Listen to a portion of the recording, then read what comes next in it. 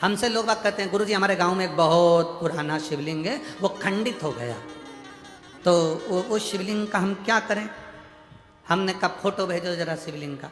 अब उन्होंने फ़ोटो भेजा शिवलिंग का, और फ़ोटो भेजा तो फ़ोटो आया। फिर हमने आश्रम पर जब फ़ोटो आया कुबेरेश्वर धाम पर, तो ऑफिस के उस व्हाट्सएप पर हमने देखा, चेक करा, तो हमने कहा शिवलिंग कभी खंडित नहीं होता। शंकर के शिवलिंग के अगर बारीक बारीक टुकड़े टुकड़े भी हो जाए, कण कण भी अलग हो जाए, तो भी वो शिवलिंग ही कहलाता है। कभी जाना कुल्लू मनाली में बिजली महादेव हैं, कभी मौका लगे तो बिजली महादेव का दर्शन करने जाना।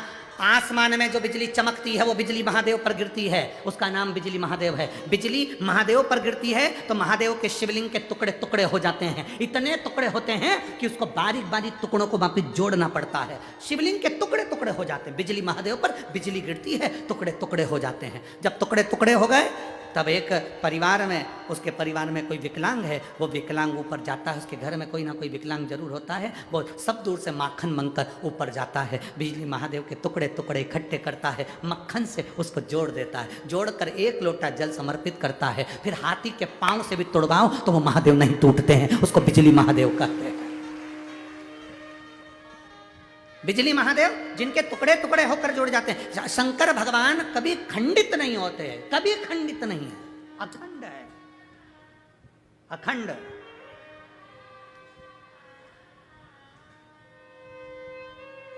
आपके घर में कोई शिवलिंग है, वो खंडित हो गया, आप उसे खंडित मत मानना, उसकी सेवा करो, पूजन करो, आराधना करो, फल देगा।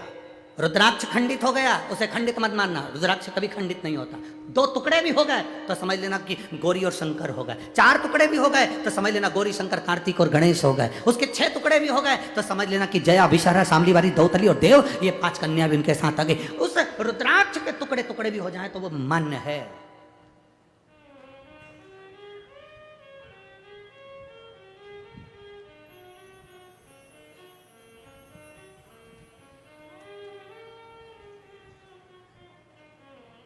सीहोर में कुबेरेश्वर धाम पर जो रुद्राक्ष मिलता है, उसमें अगर थोड़ा सा भी रुद्राक्ष, कई माताएं कहती है ये खंडित है। अब उनको समझाने वाला कौन समझाए, ये तो खंडित है, भैया हमको दूसरा दे दो। उनको समझना चाहिए रुद्राक्ष शिवलिंग कभी खंडित नहीं होता, वो अखंड है। सबके जाने की कथा है, राम जी के बैकुंठ जाने की कथा है, कृष्ण भगवान के जाने की कथा है, सारे देवताओं के जाने की कथा है। आपने कभी शंकर जी के जाने की कथा सुनी क्या, कि शिव जी इस पृथ्वी को छोड़ के चले गए? नहीं, अखंड।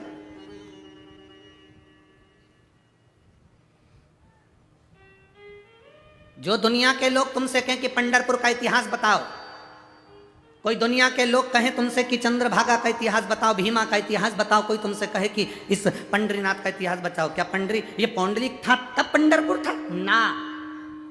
जो कहते हैं कि पौंडलिक आए और पंडरीनाथ तब आए, तो ये इतिहास नहीं।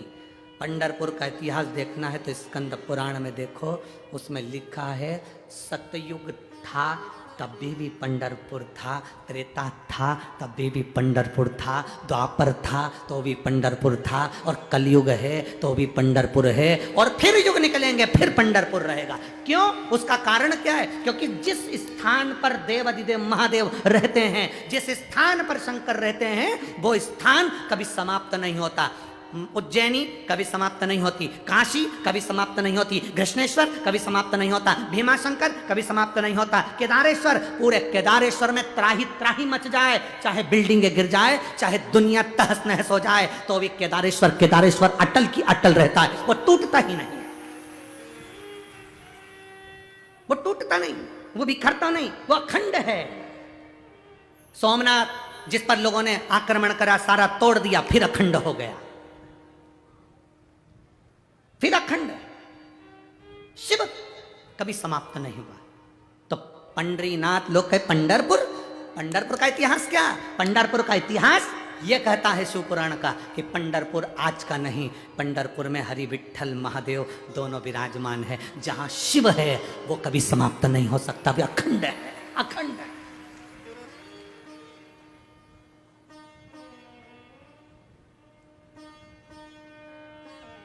5 बार काशी काशी कह देने से व्यक्ति को मोक्ष मिलता है। कितनी बार? जम के बोलो जरा। 5 बार काशी काशी कह देने से व्यक्ति को मोक्ष मिलता है।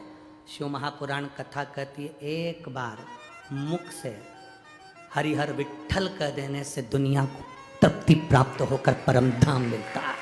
केवल 1 बार मुख से विठ्ठल नाम का, क्योंकि शिव विठ्ठल में समाहित और विठ्ठल शिव में समाहित।